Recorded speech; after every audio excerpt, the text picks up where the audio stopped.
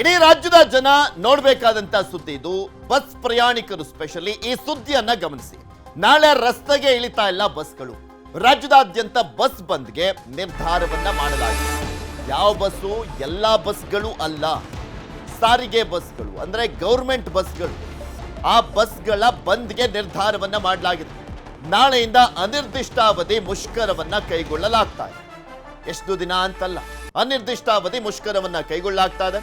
ಸಾರಿಗೆ ಇಲಾಖೆಯ 4 ನಿಗಮಗಳ ಬಸ್ಗಳು ಕೂಡ ಸ್ಥಗಿತಗೊಳ್ತಾ ಇರುವಂತದ್ದು. BMTC, KSRTC, KKRTC ಈ ರೀತಿಯಾಗಿ 4 ನಿಗಮಗಳಿದಾವಲ್ಲ, ಅವರೆಲ್ಲರೂ ಕೂಡ ನಿರ್ಧಾರವನ್ನ ಮಾಡಿದ್ದಾರೆ. ನಾಳೆ ಬೆಳಗ್ಗೆ 6ರಿಂದ ಬಸ್ಗಳ ಸಂಚಾರ ಇರೋದಿಲ್ಲ. ನಾಳೆ ಬೆಳಗ್ಗೆ 6 ಗಂಟೆಯಿಂದಲೇ ಬಸ್ಗಳ ಸಂಚಾರ ಇರೋದಿಲ್ಲ. ವೇತನ ಹೆಚ್ಚಳ, ಹಿಂಬಾಕಿ ವೇತನ ನೀಡಬೇಕು, ಕಾರ್ಮಿಕರ ಕಿರುಕುಳ ನಿಲ್ಲಬೇಕು, ಕ್ಯಾಂಟೀನ್ ವ್ಯವಸ್ಥೆ ಕೂಡ ಬದಲಾಗಬೇಕು, ವೈದ್ಯಕೀಯ ಸೌಲಭ್ಯ ಸೇರಿದಂತೆ ವಿವಿಧ ಬೇಡಿಕೆಗಳಿಗೆ ಈಡೇರಿಕೆಗೆ ಒತ್ತಾಯವನ್ನು ಮಾಡ್ತಾ ಈ ಬಾರಿನೂ ಕೂಡ ದೊಡ್ಡ ಮಟ್ಟದಲ್ಲೇ ಪ್ರತಿಭಟನೆಯನ್ನು ಮಾಡಲಿಕ್ಕೆ ಸಾರಿಗೆ ಇಲಾಖೆಯ 4 ನಿಗಮದವರು ಮುಂದಾಗಿದ್ದಾರೆ.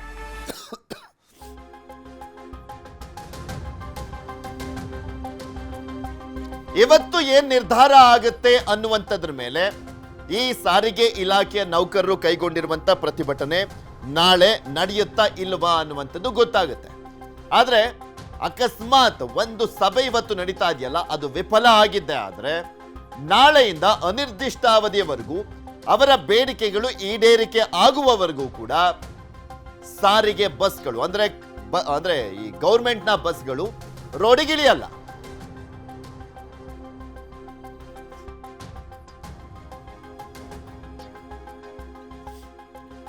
ಇದೆಲ್ಲದ್ರ ಬಗ್ಗೆ ಇನ್ನಷ್ಟು ಮಾಹಿತಿಯನ್ನ ಕೊಡ್ತಾ ಹೋಗ್ತವೆ. ಎಲ್ಲೆಲ್ಲಿ ಯಾವ ಭಾಗದಲ್ಲಿ ಯಾವ ರೀತಿಯಾಗಿದೆ ಪರಿಸ್ಥಿತಿ ಅನ್ನುವಂಥದ್ರ ಬಗ್ಗೆ ನಮ್ಮ ಪ್ರತಿನಿಧಿ ಶರಣು ಹಂಪಿ ಬೆಂಗಳೂರಿಂದ ನೇರ ಸಂಪರ್ಕದಲ್ಲಿದ್ದಾರೆ. ಕಲ್ಯಾಣ ಕರ್ನಾಟಕ ಕೇಂದ್ರ ಜಿಲ್ಲೆ ಆಗಿರುವಂತ ಕಲಬುರಗಿಯಿಂದ ನಮ್ಮ ಪ್ರತಿನಿಧಿ ಅರುಣ್ ಕುಮಾರ್ ಕದಂ ನೇರ ಸಂಪರ್ಕದಲ್ಲಿದ್ದಾರೆ. ಇನ್ನು ಸಾಂಸ್ಕೃತಿಕ ನಗರಿ ಮೈಸೂರಿಂದ ನೇರ ಸಂಪರ್ಕದಲ್ಲಿ ನಮ್ಮ ಪ್ರತಿನಿಧಿ ಆನಂದ್ ಜಾಯ್ನ್ ಆಗಿದ್ದಾರೆ. ನಿಮ್ಮೆಲ್ಲರಿಂದಲೂ ಕೂಡ ಕಂಪ್ಲೀಟ್ ಆದಂತ ಮಾಹಿತಿಯನ್ನು ಪಡ್ಕೊಳ್ತಾ ಹೋಗ್ತೀನಿ. ಅದಕ್ಕೆ ಒಂದೊಂದೇ ಬ್ರೇಕಿಂಗ್ ನ್ಯೂಸ್ ಇದೆ, ನೋಡ್ತಾ ಹೋಗೋಣ. ಸಾರಿಗೆ ನೌಕರರ ಮುಷ್ಕರ ಇವತ್ತು ನಡೆಯುತ್ತಲ್ಲ, ಸರ್ಕಾರಕ್ಕೆ ಕೂಡ ಆತಂಕ. ಸಾರಿಗೆ ನೌಕರರ ಸಂಘಟನೆಗಳ ಜೊತೆ ಸಿಎಂ ಸಭೆಯನ್ನ ಕರೆದಿರುವಂತದ್ದು ಇವತ್ತು. ಮೊನ್ನೆ ಶನಿವಾರ ಒಂದು ಸಭೆ ನಡೀತು, ಆ ಸಭೆ ವಿಫಲ ಆಯಿತು. ಇವತ್ತು ಸ್ವತಃ ಮುಖ್ಯಮಂತ್ರಿಗಳೇ ಸಾರಿಗೆ ನೌಕರರ ಸಂಘಟನೆಗಳ ಜೊತೆ ಸಭೆಯನ್ನ ಕರೆದಿದ್ದಾರೆ. ಬೇಡಿಕೆ ಈಡೇರಿಕೆಗೆ ಒಪ್ಪಿದ್ರೆ ಬಂದ್ ಕರೆ ವಾಪಸ್ ಆಗುವಂತ ಸಾಧ್ಯತೆ ಇದೆ. ಮುಷ್ಕರ ಕೈ ಬಿಡುವಂತೆ ಸಂಧಾನಕ್ಕೆ ಇವತ್ತು ಸಿಎಂఏ ಸ್ವತಃ ಅಖಾಡಕ್ಕಿಳಿದು ಪ್ರಯತ್ನವನ್ನ ಮಾಡ್ತಾ ಇದ್ದಾರೆ. ಮಧ್ಯಾಹ್ನ 12 ಗಂಟೆಗೆ ಸಾರಿಗೆ ಸಂಘಟನೆಗಳ ಜೊತೆ ಸಭೆಯನ್ನ ಕರೆಯಲಾಗಿದೆ.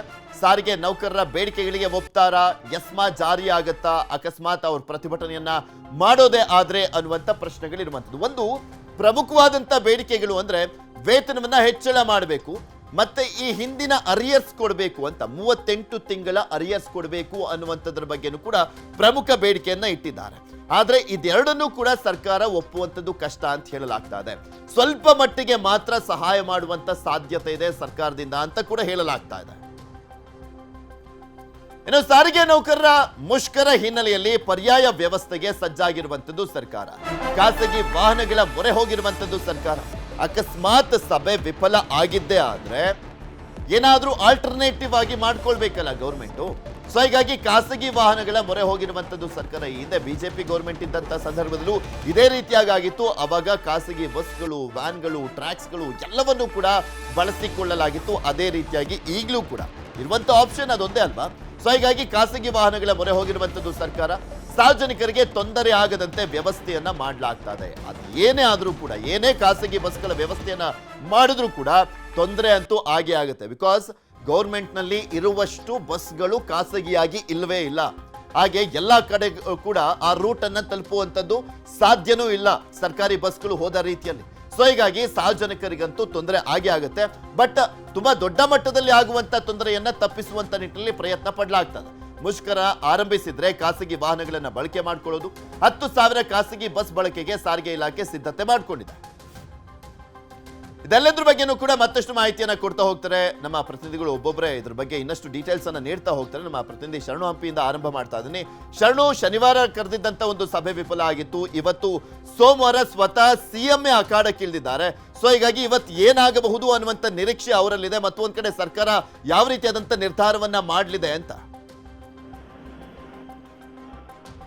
ಪೃಥ್ವಿ, ಸಹಜವಾಗಿ ಸಾರಿಗೆ ಸಂಘಟನೆಗಳ ಮುಖಂಡರಿಗೆ ಅಂದರೆ ಜಂಟಿ ಕ್ರಿಯಾ ಸಮಿತಿ ಅನಂತ್ ಸುಬ್ರಾವ್ ಅವರ ನೇತೃತ್ವದಲ್ಲಿ ನಡೀತಿರುವಂಥ ಈ ಮುಷ್ಕರ ಕರೆ ನೀಡಿದಾರಲ್ಲ, ಸೊ ಎಲ್ಲ ಮುಖಂಡರು ಮತ್ತು ಸಾರಿಗೆ ನೌಕರರೆಲ್ಲರೂ ಕೂಡ ಆಶಾಭಾವನದಲ್ಲಿ ಈಗಲೂ ಕೂಡ ಇದ್ದಾರೆ.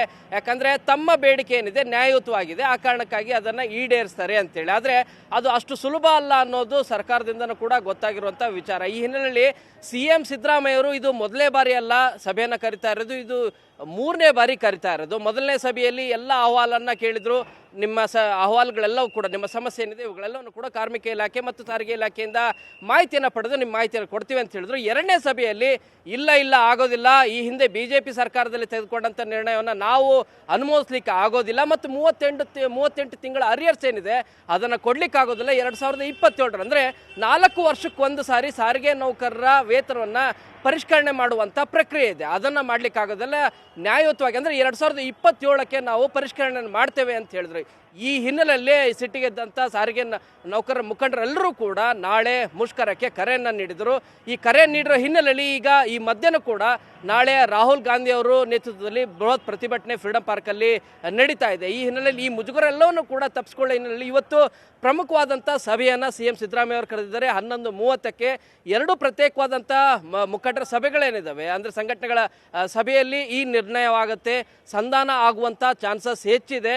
ಇವ್ರು ಕೇಳುವಷ್ಟೇನು ಕೊಡಲಿಕ್ಕಿಲ್ಲ, ಆದರೆ ಒಂದಷ್ಟು ಏನಾದ್ರೂ ಕೊಡುವಂಥ ಚಾನ್ಸಸ್ ಇದೆ ಅನ್ನುವಂಥ ಭರವಸೆ ಇದೆ. ಈ ಮಧ್ಯನೂ ಕೂಡ ಪರ್ಯಾಯ ವ್ಯವಸ್ಥೆಯನ್ನು ಸರ್ಕಾರ ಈಗಾಗಲೇ ಮಾಡಿಕೊಂಡಿದೆ. ಕಾರ್ಮಿಕ ಇಲಾಖೆಯೊಂದಿಗೆ 2 ಸಭೆ ನಡೆದರೂ ಕೂಡ ಅದು ಸಂಧಾನ ಆಗಲಿಲ್ಲ. ಈ ಹಿನ್ನೆಲೆಯಲ್ಲಿ ಸಾರಿಗೆ ಆಯುಕ್ತರ ನೇತೃತ್ವದಲ್ಲಿ ಪರ್ಯಾಯ ವ್ಯವಸ್ಥೆನ, ಅಂದರೆ ರಾಜ್ಯದಲ್ಲಿರುವಂಥ 10,000ಕ್ಕೂ ಹೆಚ್ಚು ಖಾಸಗಿ ಬಸ್ಗಳು, ಮಿನಿ ಮ್ಯಾಕ್ಸಿ ಇರ್ಬೋದು ಅಥವಾ ಕ್ಯಾಬ್ಗಳಿರ್ಬೋದು, ಇವುಗಳೆಲ್ಲವನ್ನು ಕೂಡ ಬಳಕೆ ಮಾಡಲಿಕ್ಕೆ, ನಿಮಗೆ ಟೆಂಪೋ ಟ್ರಾವೆಲ್ ಈ ರೀತಿಯಾಗಿಯೂ ಕೂಡ ಬಳಕೆ ಮಾಡಲಿಕ್ಕೆ ಮುಂದಾಗ್ತಾ ಇದ್ದಾರೆ. 10,000ಕ್ಕೂ ಹೆಚ್ಚು. ಈ ಹಿಂದೆ 2021ರಲ್ಲಿ ಇದೇ ರೀತಿಯಾಗಿ BJP ಸರ್ಕಾರ ಇದ್ದಾಗ ಪ್ರತಿಭಟನೆ ಆಯಿತು, ಮುಷ್ಕರ ಆಯಿತು. ಆವಾಗ ಈ ಖಾಸಗಿ ಬಸ್ಗಳನ್ನು ಬಳಕೆ ಮಾಡುವಂಥ ಕಾರಣ ಕೂಡ ಆಯಿತು. ಮತ್ತೊಂದ್ ಕಡೆ ಈ ಎಲೆಕ್ಟ್ರಿಕ್ ಬಸ್ಗಳು ಕೂಡ ಈ ಮುಷ್ಕರದಲ್ಲಿ ಭಾಗಿಯಾಗ್ತದ್ರೆ, ಬಿಕಾಸ್ ಅವ್ರದ್ದೆಲ್ಲರದ್ದು ಕೂಡ ಆಲ್ಮೋಸ್ಟ್ ಕಾಂಟ್ರಾಕ್ಟ್ ಸಪರೇಟ್ ಕಂಪನಿಗೆ ಕೊಟ್ಟಿರುವಂತ ಹಿನ್ನೆಲೆಯಲ್ಲಿ ಆ ನೌಕರರು ಕೂಡ ಇದಕ್ಕೆ ಬೆಂಬಲವನ್ನ ವ್ಯಕ್ತಪಡಿಸಿದಾರ. ಇದು ಕೂಡ ಇಂಪಾರ್ಟೆಂಟ್ ಆಗುತ್ತಲ್ಲ. ಇಲ್ಲ, ಖಂಡಿತ. ಇದರಲ್ಲಿ ಒಂದು ಬಸ್ಸಲ್ಲಿ, ಅಂದರೆ ನಿಮಗೆ ಎಲೆಕ್ಟ್ರಿಕ್ ಬಸ್ಗಳಲ್ಲಿ ಡ್ರೈವರ್ ಕಂಪನಿ ಕಡೆಯಿಂದ ಇರ್ತಾರೆ, ಆದರೆ ಕಂಡಕ್ಟರ್ ನಿಮಗೆ BMTCಯ ಸಿಬ್ಬಂದಿ ಆಗಿರ್ತಾರೆ. ಆ ಕಾರಣಕ್ಕಾಗಿ ಕಂಡಕ್ಟರ್ ಡ್ಯೂಟಿಗೆ ಬರೋದಿಲ್ಲ, ಆದರೆ ಡ್ರೈವರ್ ಆಪ್ರೇಟ್ ಮಾಡ್ಬೋದು. ಸೊ ಆ ಸಂದರ್ಭದಲ್ಲಿ ಪರ್ಯಾಯವಾದಂಥ ವ್ಯವಸ್ಥೆ ಯಾರು ಡ್ಯೂಟಿಗೆ ಬರ್ತಾರೆ ಅವರನ್ನು ಸೇರಿಸ್ಕೊಂಡು ಟ್ರಾವೆಲ್ ಮಾಡಲಿಕ್ಕೆ, ಅಂದರೆ ನಿಮಗೆ ಆಪ್ರೇಟ್ ಮಾಡುವಂಥ ಕಾರಣನೂ ಕೂಡ ಮುಂದಾಗ್ತದೆ. ಬಟ್ ವಾಸ್ತವವಾಗಿ ನೋಡ್ತಾ ಹೋದರೆ 40,000ಕ್ಕೂ ಹೆಚ್ಚು ಬಸ್ಗಳಿದ್ದಾವೆ. ನಿಮ್ಮ BMTCಯಲ್ಲಿ 6,000 ಬಸ್ಗಳು ಡೈಲಿ ಆಪ್ರೇಟ್ ಆಗುತ್ತೆ. ಸೊ ಇಲ್ಲೇ ನಿಮಗೆ 6,000 ಬಸ್ಗಳನ್ನು ಕೊಟ್ಟರೆ ಇನ್ನು ರಾಜ್ಯಾದ್ಯಂತನೂ ಕೂಡ 4,000 ಖಾಸಗಿ ಬಸ್ಗಳನ್ನು ಆಪ್ರೇಟ್ ಮಾಡೋದು ಅಷ್ಟು ಸುಲಭದ ಮಾತಾಗಲ್ಲ. 40,000 ಬಸ್ಸಲ್ಲಿ 10,000 ಬಸ್ಗಳಲ್ಲಿ ಮತ್ತು ಎಲ್ಲ 10,000 ಬಸ್ಗಳು ನಿಜವಾಗ್ಲೂ ಕೂಡ ಸುಸ್ಥಿತಿಯಲ್ಲಿ ಇದೆಯಾ ಅನ್ನೋದನ್ನು ಕೂಡ ತುಂಬ ಇಂಪಾರ್ಟೆಂಟ್ ಆಗುತ್ತೆ. ಈಗಾಗಲೇ ಸರ್ಕಾರ ಎಸ್ಮಾ ಜಾರಿಯನ್ನು ಮಾಡಿದೆ, ಅಂದರೆ 6 ತಿಂಗಳಿಗೊಂದ್ಸರಿ ಅದು ಎಸ್ಮಾ ನವೀಕರಣ ಆಗ್ತಾನೆ ಇರುತ್ತೆ. ಕಳೆದ ಒಂದು ವಾರದ ಹಿಂದೆ ಅಷ್ಟೇ, ಅಂದರೆ ನಿಮಗೆ 10 ದಿನಗಳ ಹಿಂದೆ ಅಷ್ಟೇ ಎಸ್ಮಾನ್ನು ಕೂಡ ಜಾರಿ ಮಾಡಿದೆ. ಈ ಎಸ್ಮಾಗಳು ಯಾವುದಕ್ಕೂ ಕೂಡ ನಾವು ಬಗ್ಗೋದಿಲ್ಲ. ನ್ಯಾಯಯುತವಾದಂಥ ಬೇಡಿಕೆ ಇರೋದು 38 ತಿಂಗಳ ಅರಿಯರ್ಸನ್ನು ಕೊಡಬೇಕು ಮತ್ತು ವೇತನ ಪರಿಷ್ಕರಣೆ ಏನು ಮಾಡಬೇಕಾಗಿತ್ತಲ್ಲ, ಅಂದರೆ ಬೊಮ್ಮಾಯಿ ಸರ್ಕಾರದಲ್ಲಿ ಮಾಡಿದ್ರಲ್ಲ ಆ ವೇತನ ಪರಿಷ್ಕರಣೆಯನ್ನು ಈಗಲೂ ಕೂಡ ಅದನ್ನು ಕಂಟಿನ್ಯೂ ಮಾಡಿ, ಹೆಚ್ಚಳ ಮಾಡಿ ಅನ್ನುವಂಥ 2 ಭಾಳ ಪ್ರಮುಖವಾದಂಥ ಬೇಡಿಕೆ ಇದೆ. ಈ ಬೇಡಿಕೆಗೆ CM ಸಿದ್ದರಾಮಯ್ಯ ಅವರು ಕಳೆದ ಸಭೆಯಲ್ಲಿ ಸುತಾರಾಮ್ ನಾವು ಒಪ್ಪೋದಿಲ್ಲ, ಇವನು ಆಗೋದಿಲ್ಲ, 2027ಕ್ಕೆ ಕೊಡ್ತೀವಿ ಅಂತ ಹೇಳಿದ್ರು. ಆದರೆ ಈಗ ಅನಿವಾರ್ಯ ಪರಿಸ್ಥಿತಿ ಇದೆ. ಸೊ ಇನ್ನೊಂದು ಶರಣಪ್ಪಿ ಕ್ವಿಕ್ ಆಗಿ ಹೇಳೋದಾದ್ರೆ, ಈಗ ಸರ್ಕಾರಿ ಬಸ್ಗಳು ಅಕಸ್ಮಾತ್ ಬಂದ್ ಆಗೋದೇ ಆದ್ರೆ ಈಗ ಖಾಸಗಿ ಬಸ್ಗಳ ಮೇಲೆ ಡಿಪೆಂಡ್ ಆಗುತ್ತೆ. ಸೊ ಹೀಗಾಗಿ ಅವರೊಂದು ರೀತಿಯಾದಂಥ ದಂಧೆ, ಒಂಥರ ಲೂಟಿನೇ ಮಾಡಿಬಿಡ್ತಾರೆ. ಅದಕ್ಕೂ ಕೂಡ ಕಡಿವಾಣ ಹಾಕಬೇಕಾದಂಥ ಪರಿಸ್ಥಿತಿ ಅಂತೂ ಇದ್ದೇ ಇರುತ್ತೆ. ಅದ್ರ ಬಗ್ಗೆನೂ ಯೋಚನೆ ಮಾಡಬೇಕಲ್ಲ ಸರ್ಕಾರ.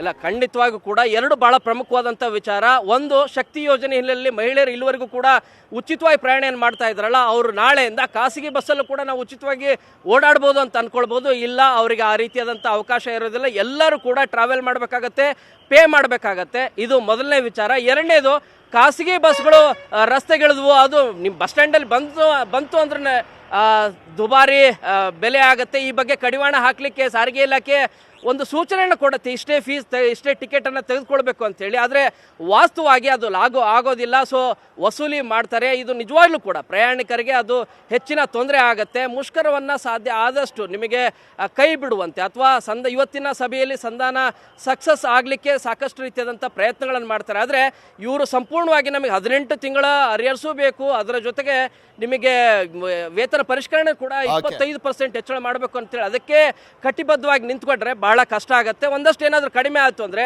ಸರ್ಕಾರನೂ ಕೂಡ ಒಂದಷ್ಟು ಕೊಡುವಂಥ ಕಾರ್ಯ ಆಗ್ಬೋದು. ಆ ಮೂಲಕ ನಾಳೆ ಮುಷ್ಕರ ತಪ್ಪಬಹುದು. ಇಲ್ಲದೇ ಇದ್ರೆ ನಾಳೆಯಿಂದ ಮುಷ್ಕರ ಮಾಡುವ ಬಗ್ಗೆ ಯಾವುದೇ ರೀತಿಯಾದಂಥ ಅಂದರೆ ನಾಳೆಯಿಂದ ಮುಷ್ಕರ ಮಾಡೋದ್ರ ಬಗ್ಗೆನೇ ಮುಂದಾಗ್ತಾ ಇದ್ದಾರೆ ಸಾರಿಗೆ ಮುಖಂಡರು. ಸದ್ಯದ ಪರಿಸ್ಥಿತಿ ನೋಡ್ತಾ ಇದ್ರೆ ಸಾಂಸ್ಕೃತಿಕ ನಗರಿ ಮುಖ್ಯಮಂತ್ರಿಗಳ ತವರು ಜಿಲ್ಲೆ ಮೈಸೂರಿಗೆ ಹೋಗೋಣ.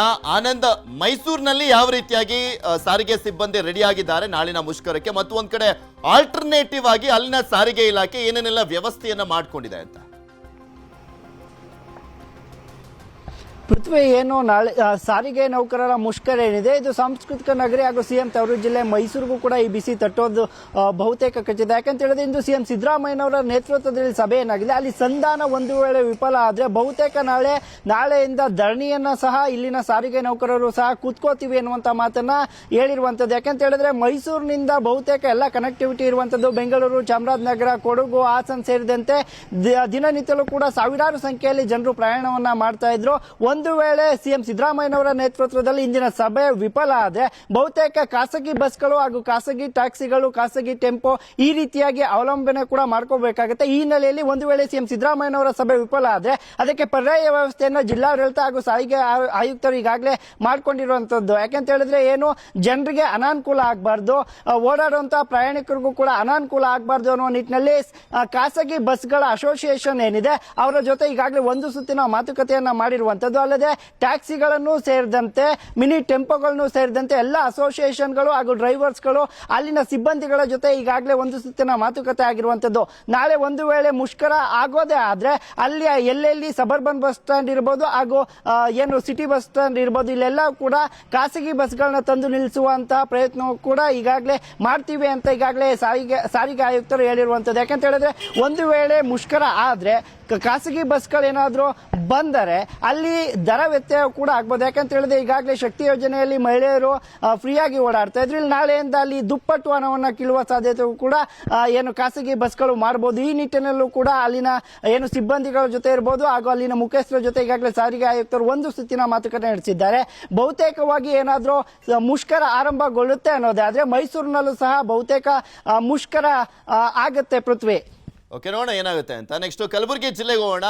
ಅರುಣ್, ಇಲ್ಲಿ ಮೇನ್ಲಿ KKRTC ಮೇಲೆ ಹೆಚ್ಚಿನದಾಗಿ ಡಿಪೆಂಡೆನ್ಸಿ ಇದೆ ಅಂತ ಕಾಣಿಸುತ್ತೆ ಅಲ್ಲಿನ ಭಾಗದ ಜನರದ್ದು. ಈ ಸಂದರ್ಭದಲ್ಲಿ ಖಾಸಗಿ ಬಸ್ಗಳ ವ್ಯವಸ್ಥೆ ಯಾವ ರೀತಿಯಾಗಿದೆ, ಅಕಸ್ಮಾತ್ ಬಂದಾದಂತಹ ಸಂದರ್ಭದಲ್ಲಿ ಯಾವ ರೀತಿಯಾಗಿ ಅಲ್ಲಿನ ಜನ ಪರದಾಟ ಆಗುವಂತ ಸಾಧ್ಯತೆ ಇದೆ ಅಂತ?